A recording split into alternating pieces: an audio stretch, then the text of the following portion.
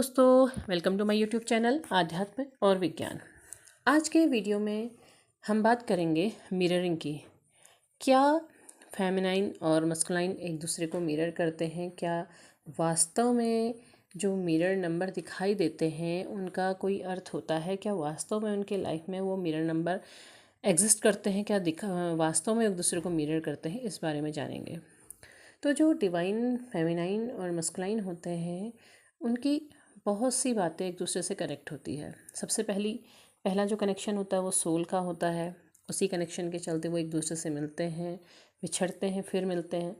तो ये उनका चलता रहता है क्योंकि वो एक दूसरे को से जुड़ जाते हैं, वो कनेक्ट होते हैं। वो पहले से कनेक्टेड ही आते हैं, बस अलग अलग जगह पे जन्म लेते हैं, अलग अलग लाइफ जीते हैं, लेकिन उन्हें लाइफ के एक दौर में जाकर के मिलना होता है जब डिवाइन की मर्जी होती है। तो ऐसे में जब सेपरेशन के फेज़ में आ जाती है फेमिनाइन, तो धीरे धीरे जब वो एक खुद पे काम करने लगती है तो एक दौर शुरू होता है जब वो मिरर नंबर देखना शुरू करती है। और उसे कहीं ना कहीं से जब पता होता है जर्नी के बारे में, तो उसे ये पता चलता है कि ये मिरर हो रहा है। लेकिन मिरर केवल इतने के लिए ही नहीं होता है कि आप सेपरेट हैं और अलग अलग दिशा में जा रहे हैं इसलिए मिरर हो रहे हैं, या आप दुखी हैं वो भी दुखी हैं वो मिरर हो रहे हैं। नहीं, बहुत सारी बातें होती हैं जो इन मिरर नंबर से कनेक्ट करती हैं। जो मिररिंग की स्थिति होती है वो बहुत सारी होती है। अगर सबसे पहले हम चक्रास की बात करें तो जहाँ फेमिनाइन के नीचे के चक्रास एक्टिवेट होते हैं वहीं मस्कुलाइन के ऊपर के चक्रास एक्टिवेट होते हैं। दोनों में बैलेंस नहीं होता है, इसीलिए सेपरेशन भी आता है, इसीलिए वो सेपरेट हो जाते हैं क्योंकि चक्रास बैलेंस में नहीं आते हैं। फेमिनाइन के जब नीचे के चक्रास एक्टिवेट होते हैं उस समय उनका जो बबल फेस होता है वो काफ़ी अच्छा चल रहा होता है, लेकिन वो जैसे ही सेपरेशन के फेस में जाती हैं तो उनके वो चक्रास भी अपना सुप्त अवस्था में चले जाते हैं।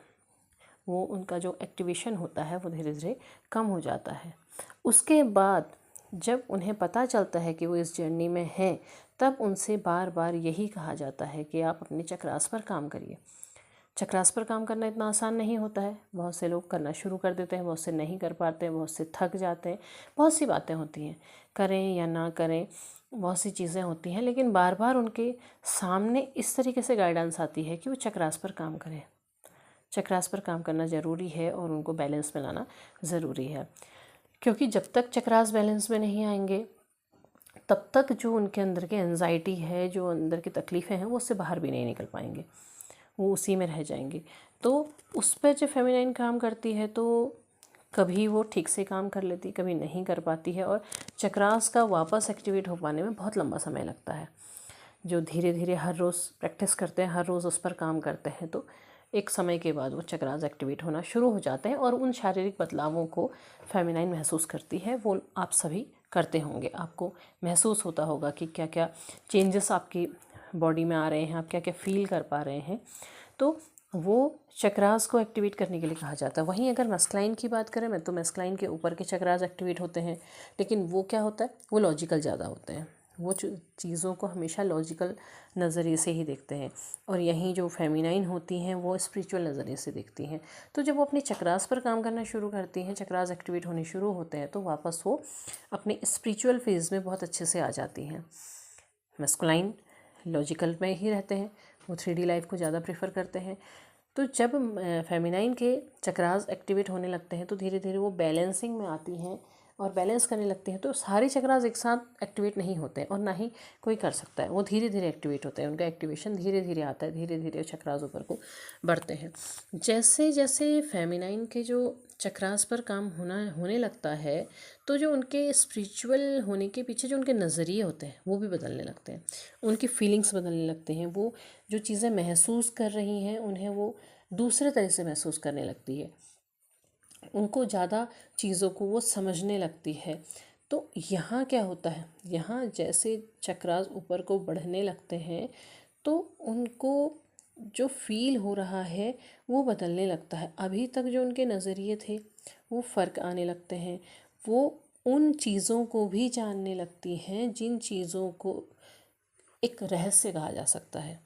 वो अपने आसपास उन एनर्जीज़ को फील करने लगती हैं। इसीलिए जो डिवाइन फेमिनाइंस होती हैं, जो अपने ऊपर बहुत काम कर चुकी होती हैं, वो उन एनर्जीज़ के बारे में जानने लगती हैं। वो जानने लगते हैं कि डिवाइन ने, ईश्वर ने उनके लिए क्या भेजा है, कौन से देवदूत उनके आसपास है, किस तरह से उनकी सहायता कर रहे हैं, क्या चीज़ उनको मिलने वाली, मतलब हर चीज़ को महसूस करने लगते हैं। कहाँ उनके आसपास उनके ईश्वर, उनके एंसेस्टर्स उनके आसपास हैं, वो सब जानने लगते हैं। और बहुत से लोग तो इसी लाइन में फिर बहुत आगे भी बढ़ जाते हैं। धीरे धीरे होता है, हर किसी का चेंज, वो कौन कितना अपने ऊपर काम कर पा रहा है, कितना उन चीज़ों को जान पा रहा है, इस पर डिपेंड करता है। वो उनको जानने लगते हैं, वो अपने चक्रास को फील करने लगते हैं, वो अपने ऑरा के आसपास उन एनर्जीज़ को फील करने लगते हैं। और कई बार उनके ऑरा में वो ईश्वरीय शक्तियाँ भी आने लगती हैं। उन ईश्वरीय शक्तियों के विराजित होने का भी, जो विराजमान होने का है, वो भाव भी उन्हें महसूस होने लगता है। तो उनकी जो दृष्टि होती है बहुत गहरी होती चली जाती है, बहुत गहराई से चीज़ों को समझने लगते हैं। जो चीज़ें वो आज तक जानती थी वो ठीक है, वो उसके अलावा भी बहुत सी चीज़ें जानने लगती हैं। इसीलिए जब फेमिनाइन वर्क करती हैं तो बहुत सी फेमिनाइंस इन चीज़ों में, जैसे ज्योतिष विज्ञान है, टैरोट्स हैं, और भी इस तरीके की जितनी भी चीज़ें हैं स्पिरिचुअल लाइन से जुड़ी हुई, उनकी तरफ भी जाने लगती हैं। उनकी तरफ उनका खिंचाव बढ़ने लगता है, क्योंकि उनकी सोल खिंचने लगती है उस तरफ को, क्योंकि वो ईश्वर से ज़्यादा नज़दीक से जुड़ने लगती हैं, ईश्वर को वो महसूस करने लगती हैं। उन्हें अब तक जो उनका ज्ञान था, उनका ज्ञान अब उससे परिवर्तित होने लगता है, उससे बेहतर होने लगता है। और यही जो मस्कुलाइन होते हैं, मस्कुलाइन इस फेज़ में बिल्कुल नॉर्मल लाइफ में रहते हैं। वो केवल 3D लाइफ के बारे में ही जानते हैं, उसी में जीते हैं, और मटेरियल जो चीज़ें होती हैं उसी के बारे में समझते हैं। अगर उनके साथ कुछ चेंजेस होते भी हैं तो वो उसको लॉजिकल तरीके से सोचते हैं कि हाँ ऐसा कुछ होता होगा तो इसकी वजह से हो रहा है। अगर इस दौर में कभी अगर कोई फेमिनाइन उन्हें बताए कि हाँ हम दोनों इस जर्नी में हैं और हमारे बीच ऐसा कनेक्शन है, तो उसको कभी भी एक्सेप्ट नहीं करेंगे। इवन फेमिनाइन को पागल भी घोषित कर सकते हैं। तो ऐसी सिचुएशन रहती है कि कितना उनका अटैचमेंट है। लेकिन ऐसा नहीं है कि वो समझते नहीं हैं, इसीलिए वो जितनी बार भागते हैं उतनी बार वापस अपनी फेमिनाइन की तरफ को देखने लगते हैं। उन्हें समझ नहीं आता है कि उनके साथ ये हो क्या रहा है, ये क्या सिचुएशन है, क्या चीज़ है, वो नहीं जान पाते हैं। तो लेकिन क्या है कि जब ये चीज़ें होती हैं तो मिरर बार बार दिखाई देता है, मिरर बार बार दिखाई देता है। फेमिनाइन बहुत देखती है, मैस्कुलाइन भी देखते हैं, पर उन्हें ठीक है, नॉर्मल है। अब सबसे बड़ी बात क्या होती है, जब फेमिनाइन खुद पर काम करते हुए बहुत आगे बढ़ जाती है, बहुत आगे इस लाइन में निकलने लगती है, तो वहीं जो मस्कुलाइन होते हैं वो अपने 3D लाइफ में बिज़ी हो जाते हैं। वो उन्हें करना भी होता है। बहुत से लोग प्रश्न करते हैं कि क्यों वो अपनी लाइफ में बिज़ी हो जाते हैं, क्यों वो किसी और से शादी कर लेते हैं, या इस तरीके के बहुत से प्रश्न रहते हैं। तो देखिए, उन्हें वो करना ज़रूरी होता है क्योंकि उनका कर्म उससे जुड़ा हुआ है। जब तक वो अपने कार्मिक सिचुएशंस को पार नहीं करेंगे तब तक वो अपनी इस जर्नी में नहीं आ सकते हैं। उन्हें वो कर्म सारे के सारे ख़त्म करने होंगे। वो उसमें जाते ज़रूर हैं, जाते हैं, लेकिन वहाँ वो सब कुछ अपना पूरा एफ़र्ट लगाने के बाद भी कार्मिक सिचुएशन को झेलते हैं।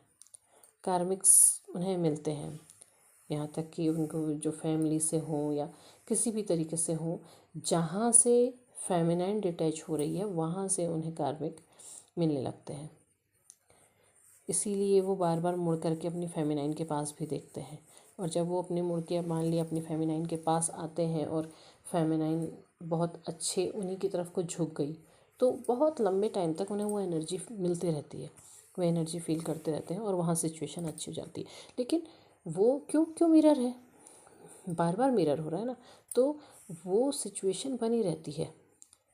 वहाँ उन्हें अपने उस कर्म को पूरा करना ही होता है। यहाँ उनका अच्छा है तो फेमिनाइन के साथ कोई दिक्कत है, फेमिनाइन का बहुत अच्छा है तो उनके साथ कोई दिक्कत है।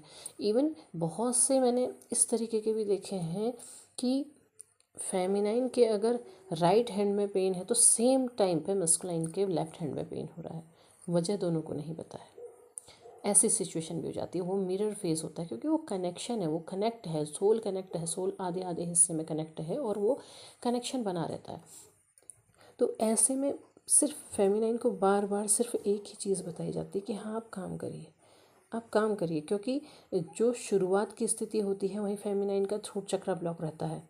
और जिस समय सेपरेशन के फेज़ में मैस्कुलाइन जाते हैं उस समय उनके भी थ्रोट चक्रास ब्लॉक होने लग जाते हैं, कुछ बोलते नहीं हैं, बिना बोले वो चले जाते हैं। लेकिन अगर ऐसे समय में फेमिनाइन अगर अपने चक्रास पर काम करती है और उनकी ऑन ऑफ सिचुएशन अगर ख़त्म होने लगती है तो उस समय उनके चक्रास अपने आप एक्टिवेट होने लग जाते हैं और उन सवालों के जवाब जिन्हें फेमिनाइन ढूंढ रही थी वो उन्हें अपने आप मिलने लगते हैं। तो इसमें दोनों के लिए यही बेहतर होता है कि वो अपने चक्रास पर काम करें। लेकिन मैस्कुलाइन को हम तब तक नहीं कह सकते हैं कि चक्रास पर काम करें जब तक वो इस जर्नी में आते नहीं हैं, एंटर नहीं होते हैं।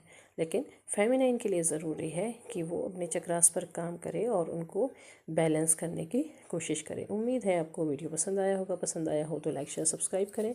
कमेंट बॉक्स में अपने विचार साझा करना बिल्कुल ना भूलें। तब तक के लिए धन्यवाद।